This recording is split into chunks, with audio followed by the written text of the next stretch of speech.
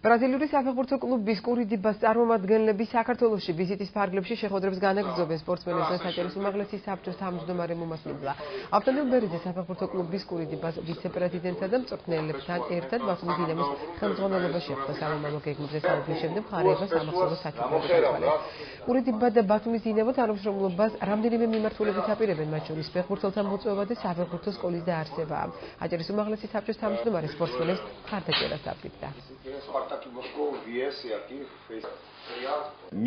უმაღლესი საბჭოს თავმჯდომარესთან შეხვედრის მიზანი იყო კურიტიბასა და ბათუმის დინამოს ურთიერთთანამშრომლობის საწყისი ბაზრის შესახებ ინფორმაცია მიგვეწოდებინა.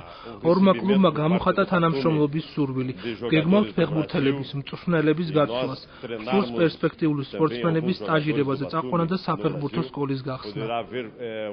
ჩვენ გეგმავთ ფეხბურთელები ჩამოვიყვანოთ ბათუმის დინამოში და ვითანამშრომლოთ სხვა გეგმებს როგორც სკოლაში და მენეჯმენტში.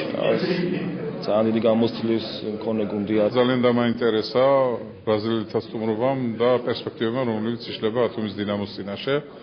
და შევხვდი ამ ადამიანებს და დავრწმუნდი იმაში, რომ ეს სრულიად სერიოზული ზრახვებია.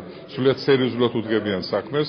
უმაღლესმა საბჭომ აუთქვამათ ხარდაჭერა, გვერდში დგომა, ყველა იმ საქმეში, რაც წაადგება ბათუმის დინამოს, რაც წაადგება აჭარაში სპორტის განვითარებას, ფეხბურთის განვითარებას.